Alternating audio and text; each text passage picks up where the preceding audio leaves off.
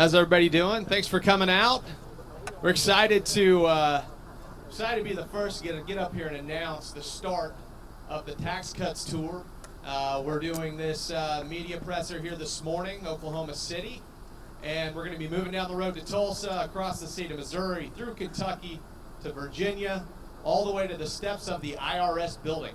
And so we're really excited to get to kick off here with our friends at OCPA and so many others here locally. And I want to go ahead and introduce Phil Willard here. He's COO of Job Creators Network, and he's running the show. So Phil, come on up and get us kicked off. Thank you guys so much. Thank you, Stephen. First, thank you to everyone for coming out today on this beautiful morning in Oklahoma City. I want to start to talk about who is Job Creators Network. Job Creators Network is a small business advocacy organization that was founded by Bernie Marcus. Bernie Marcus was the co-founder of Home Depot. A lot of you may say, what does Home Depot have to do with small business? Home Depot was actually a small business when it first got started. Bernie Marcus has said many times that if he had to start Home Depot today in the current tax and regulatory environment, he would not have been successful.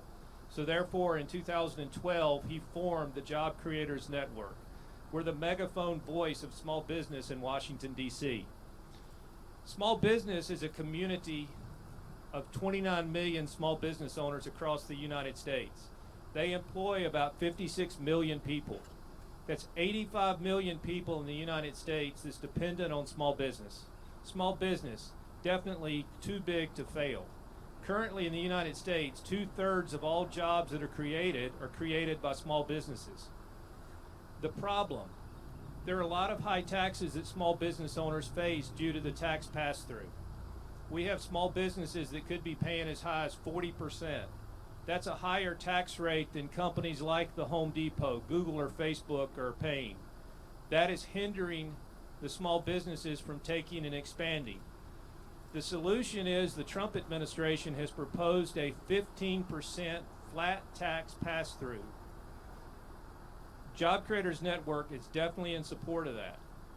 That would allow the small businesses to take and raise wages, hire new people, and expand their operations. Job Creators is doing this bus tour. As Stephen said, we're starting today in Oklahoma City. We'll be rolling to Tulsa, Louisville, Kentucky, Northern Virginia, and we will end Friday at the steps of the IRS building in Washington, D.C. And with that, I would like to turn it over now to Jonathan Small from the OCPA and thank him for hosting this beautiful event today. Thank you, Jonathan. Thank you very much. Just want to open with a couple of comments. The Oklahoma Council of Public Affairs is Oklahoma's largest free market-based think tank. We are committed to helping both Oklahomans and Americans thrive and experience the fruits of their labor. We have some excellent guests with us. I want to point out a couple of things that we feel are extremely important, both to Oklahomans and people nationally. The Nonpartisan Tax Foundation points out that across America, Americans have to work well past April 15th before they have paid and completely taken care of their tax bill. As recently as 2015, Americans had to work on average until April 24th before they could even experience the fruits of their labor. In Oklahoma, that is a very daunting date at April 11th. So it is very clear, both to Oklahomans and Americans, that tax reform is important. We feel at the Oklahoma Council of Public Affairs that there's really three things that are important about federal tax reform. The first thing about federal tax reform is that it must be a real tax cut that benefits the pocketbooks of working Oklahoma families and working American families and small businesses. The second thing that it must do is it must remove government from picking winners and losers by preferring special interests with their hosts of lobbyists over working Oklahoma families, working American families, and small business. And the third thing that's important is that it must be permanent. It must provide consistency and the ability for families to know that for generations, this is the amount that their family and that future generations should be able to enjoy. I want to turn it over to people who are much more capable than myself to explain the need for federal tax reform. The first person I want to introduce is Steve Curry. He's a 40-year financial veteran in Oklahoma, understanding what it takes to weed your way through the tax code. He also serves on Oklahoma's election board. There's probably no one that's been a greater advocate working longer in both a professional capacity and as a volunteer capacity, trying to provide Oklahomans better tax relief. So would you join me in welcoming Steve Curry for comments? Thank you. It's a pleasure to be here today. This is a topic that's really personal to me, and it's an honor to be able to speak to that today. As a veteran of 40 years working with small business owners, both on the accounting side and the financial side, I can tell you there's no one more single topic than that particular issue that modifies the behavior of business owners. I'm very disturbed by the fact that most of our people that hold office begin to think of the revenues and the tax revenues that they collect as money that belongs to them, rather than it's money that belonged to the people who earned it and they've taken it. The fact that some of them think that by letting people who've earned money keep more of what they've earned is somehow a gift back to them. But there's no one single issue more than the tax code relief, reform, and reduction that could stimulate the economy more. The fact that they can use that revenue stream to create new jobs, to expand plants, to move on to even better technology and better efficiencies, which is good for everybody, seems to be lost on a lot of the people that hold office. I can also tell you that on even an international level, we have trillions of dollars that are staying overseas because of the tax code that we have here in the United States. Of the G20 companies, of the economies in the world, we have the highest average tax rate. We are 10% higher than the United Kingdom, Australia, Canada, Germany, companies that we compete with on an international basis. It's only natural for people who want to move their money where it's most productive, and it's not productive when it's highly taxed. If you want to see the economy of the United States grow, both Oklahoma and on a national basis, encourage your representatives to reform the tax code, which now is 76,000 pages long. By the way, the average change in the tax code since 2001 has been a change daily. There's been a law change in the tax code equal to every day that's come about since 2001. You can imagine the complexity in just keeping up with all that. So I say all this, I want to turn it over to some of my other colleagues that are here today that will add to that, but I can tell you I'm supporting, along with the RNC, President Trump's effort to reform the code and to reduce taxes to the benefit of everybody in our economy. And thank you for having me here today. Thank you, Steve. I want to introduce someone that some of you, and especially Oklahomans, know. Someone who's championed the idea that when you're talking about tax reform, it's important first to remember that we don't implement tax reform because necessarily we're trying to grow jobs or because necessarily we're trying to grow government revenues. The first thing that we must respect is the pocketbooks of the taxpayer. The first goal of tax reform is not anything that benefits government, but it's the focus on reducing the penalty on work. Oklahoma's current chairman, Larry Parman, served as both the Secretary of Commerce and Secretary of State for Oklahoma. During that time, he was one of the greatest advocates and champions for real tax reform and real tax relief. Would you join me in welcoming Larry Parman for comments? Thank you. Thank you, Jonathan, and Phil, thank you for bringing Job Creators Network to Oklahoma for your launch. We appreciate that. When I was about 10 years old, I was working on the farm with my grandfather and my uncle. And my uncle had taught me how to get on a John Deere B. Some of you may be old enough to remember that. So the John Deere B had an old hand clutch.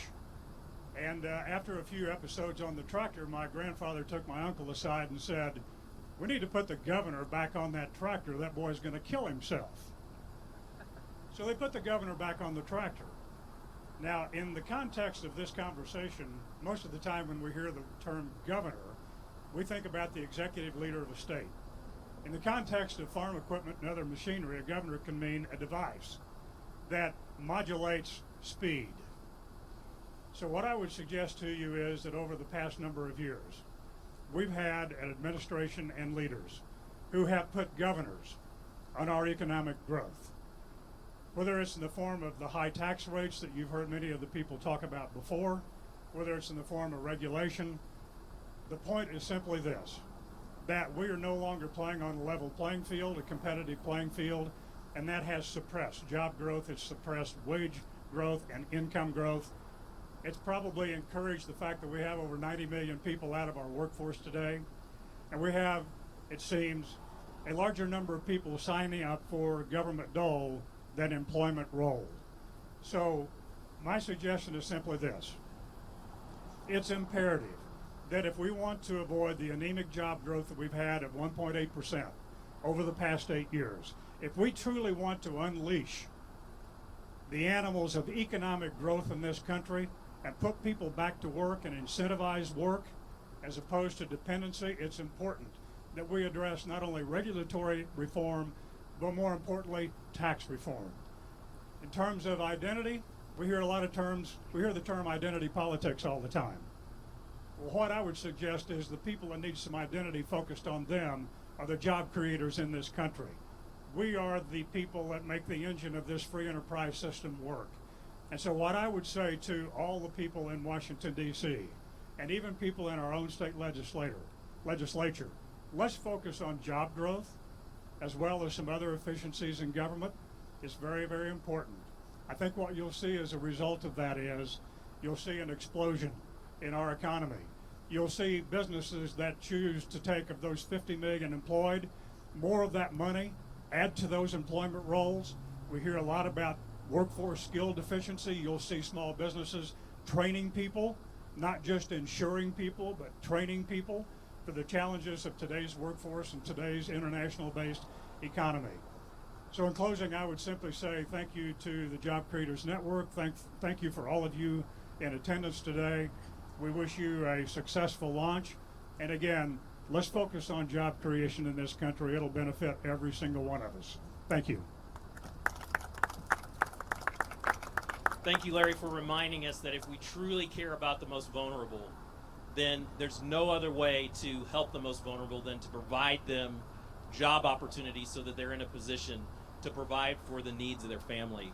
Lastly, I want to introduce someone Oklahomans know well, the immediate past president of OCPA, Michael Carnuccio. He's now the president and CEO of the E Foundation, which is working tirelessly to implement tax reform here in Oklahoma. Would you join me in introducing Michael Carnuccio?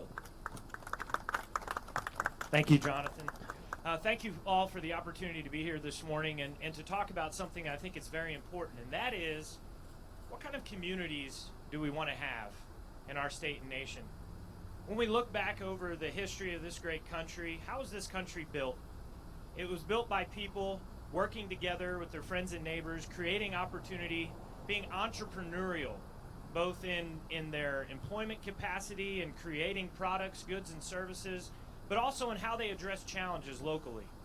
And so I suggest to you today that if we want to continue to build the greatest country and the greatest example of freedom on the earth, if we want to continue to build a city, that shining city on a hill, what we want to do is we want to unleash people, remove the barriers to opportunity, and allow the results of someone's hard work to not be taxed and sent to Washington, but rather to be reinvested in their community by creating jobs for their fellow brothers and sisters in their community, by expanding their product and creating more investment and more opportunity in their local community, but by keeping those dollars closer to home where they have more of an impact and their fellow citizens have more of an impact on those tax dollars.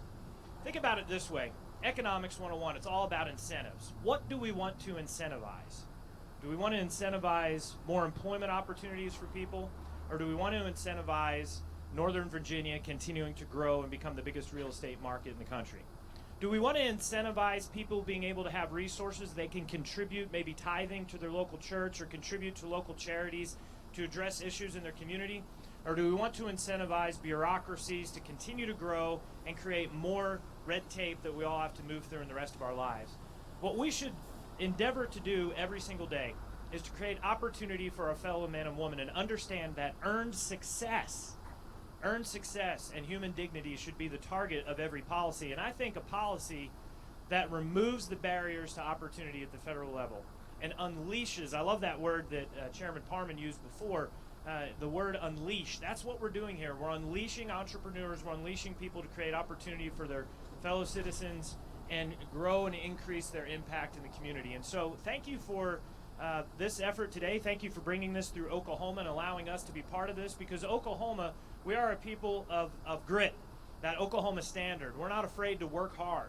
And we want to work hard, and we want to be able to reap those benefits so that we can reinvest in our community and help out our friends and neighbors and leave our impact on this soil. So thank you very much. Let's go on and make change in Washington and create opportunity for all those job creators across the country. Thank you, Michael, for reminding us and reminding DC that its purpose is not to enrich the real estate value of the Virginia area, but to return money back to Americans. With that, our views on tax reform are important, but what's most important to Oklahomans and Americans is how they take action. I want to turn it back to Phil to give us some concrete ideas on how we can make sure that tax reform becomes a reality for Oklahomans and Americans. Thank you. Well, I just want to say thank you to everyone who's come out and joined us today. And you may say, what can I do to help? We would encourage you to go to our website, taxcutsnow.com, and sign the petition. We also have an iPad here that is set up and logged in if you want to sign the petition while you're here today. Also contact your local representatives and tell them you support the tax cuts. And if you want to learn more about Job Creators Network, go to joinjcn.com. That's joinjcn.com. And you can join Job Creators, and you will get more information about different programs that Job Creators is doing. Again, thank you all for coming, and thanks to Jonathan for hosting this beautiful